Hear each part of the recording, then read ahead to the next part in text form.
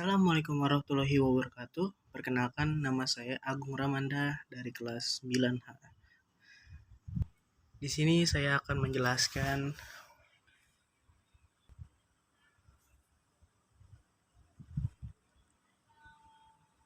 Assalamualaikum warahmatullahi wabarakatuh. Perkenalkan, nama saya Agung Ramanda dari kelas 9H. Di sini saya akan menjelaskan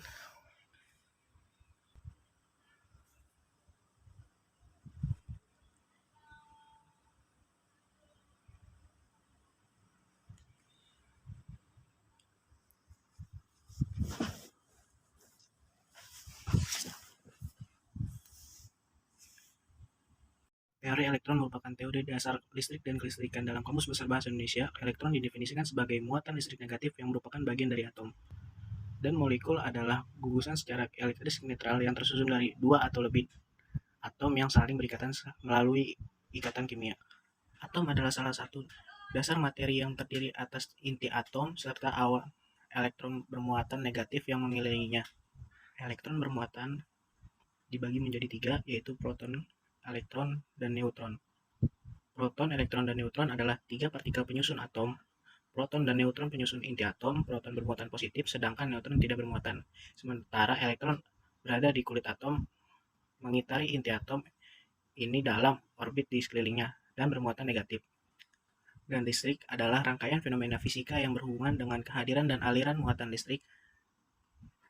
Listrik menimbulkan berbagai macam efek yang telah umum diketahui seperti petir, listrik statis, industri elektromagnetik, dan arus listrik. Listrik dibagi menjadi dua jenis, yaitu listrik AC dan listrik DC. Listrik AC adalah listrik yang tidak memiliki kutub plus dan minusnya. Bebas pemasangannya, tidak usah takut tertukar. Sedangkan listrik DC memiliki kutub plus dan minus. Pasangannya tidak boleh terbalik atau tertukar. Energi listrik adalah energi yang timbul akibat pergerakan elektron bermuatan negatif pada suatu penghantar. Energi listrik timbul pada kuat arus dalam satuan ampere dalam kurung A yang mengalir akibat adanya beda potensial atau tegangan listrik dalam satuan volt dalam kurung V. Energi listrik dihasilkan dari perubahan energi lain seperti energi kimia atau energi kinetik dalam kurung energi gerak pada sumber energi melalui pembangkit listrik. Energi ini adalah energi utama yang dibutuhkan berbagai peralatan listrik. Perangkat-perangkat listrik ini akan mengubah energi listrik ini menjadi bentuk lain. Sumber energi ini antara lain adalah 1. Uap air, pembangkit listrik tenaga uap air atau PLTU, panas dari pembakaran minyak bumi dan batu bara, memanaskan air menyadu uap air yang kemudian digunakan untuk menggerakkan turbin generator, sedangkan pembangkit listrik tenaga panas bumi dalam kurung PLTPB memanfaatkan panas dari gunung berapi untuk memanaskan air. 2. Angin. Pembangkit listrik tenaga Bayu dalam kurung PLTB menggunakan gerak angin dalam penggerakan turbin generator yang memanfaatkan pergerakan lilitan pada magnet untuk menghasilkan arus listrik. Contoh PLTB di Indonesia adalah PLTB Suderen Rampang dalam kurung Sitrap yang terletak di Sulawesi Selatan. 3. Air. Mirip dengan PLTB, pembangkit listrik tenaga air dalam kurung PLTA menggunakan gerakan air yang berdasarkan dari air terjun atau dari waduk dalam kurung bendungan buatan dalam menggerakkan turbin generator. Contoh PLTA di Indonesia adalah PLTA Gajah Mungkur di Jawa Tengah. Yang keempat, cahaya matahari.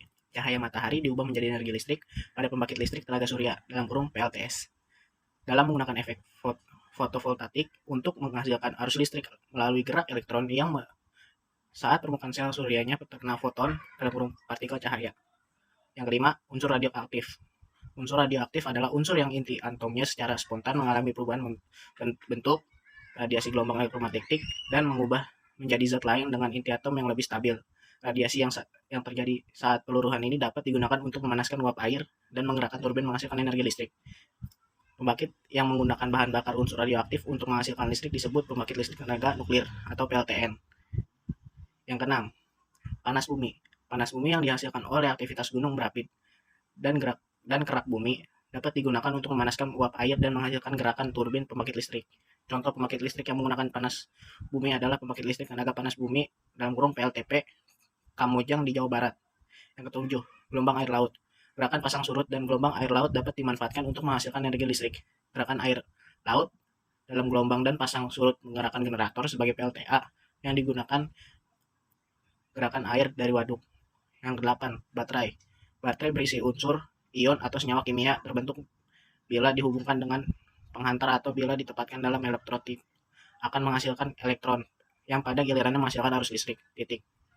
Contohnya adalah baterai basah atau acu yang menghasilkan arus listrik menggunakan senyawa asam sulfat dalam kurung H2SO4 tutup kurung. Yang kesembilan, minyak tanaman. Minyak tanaman dapat digunakan untuk sebagai bahan bakar pembangkit listrik tenaga uap untuk menggantikan bahan bakar fosil yang pada umumnya digunakan. Minyak yang digunakan misalkan minyak kaliandra. Yang ke-10, sampah. Sampah sisa tanaman atau produk rumah tangga dapat diolah untuk bahan bakar pembangkit listrik tenaga uap, sama seperti minyak tanaman dan minyak bumi. Seperti yang sudah diketahui, PLTA merupakan pembangkit listrik tenaga air yang mengandalkan energi potensial dan kinetik dari air untuk menghasilkan energi listrik. Ada beberapa komponen utama dari PLTA sebagai hubungan saluran pelimpah, gedung sentral, dan sarang hubung. Cara kerja PLTA. Cara kerja PLTA pada dasarnya untuk mengubah energi air menjadi energi listrik. Air menjadi sarana potensial yang bisa digunakan untuk menggerakkan turbin. Lalu air yang dihubungkan akan turun ke dalam lubang untuk menutupi turbin. Untuk memutar turbin. Perputaran turbin tersebut akan menghasilkan energi mekanik yang dikonversi melalui generator menjadi energi listrik. Setelah itu, cara kerja PLTA berikutnya akan diteruskan ke power supply listrik. Disambungkan oleh kabel. Umumnya, kabel tersebut dibentangkan ditahan oleh sutet, lalu dibagikan ke daerah atau diteruskan ke rumah penduduk. Selain itu, air yang sudah melewati turbin akan disalurkan ke sungai agar bisa dimanfaatkan oleh warga sebagai sumber kehidupan. Kelebihan pembangkit listrik tenaga air dalam kurung PLTA. PLTA sebagai pembangkit listrik yang mengandalkan potensi air yang mempunyai kelebihan-kelebihan dibandingkan pembangkit listrik lainnya. Kelebihan PLTA adalah sebagai berikut. Respon PLTA dapat menyesuaikan dengan beban yang dibutuhkan dan merespon pun cepat. PLTA yang sangat cocok digunakan pada tipe PEAK, di mana tipe ini untuk kondisi beban puncak yang besar dan digunakan pada saat terjadi gangguan jaringan. Pembangkit listrik ini merupakan energi yang ramah lingkungan, bebas dari karbon emisi, dan tidak menyebabkan polusi yang berakibat efek rumah kaca. Pembangkit listrik ini memiliki gas emisi yang lebih kecil dari pembangkit listrik lainnya. Sekian dari saya, mohon maaf kalau ada salah kata yang saya ucapkan.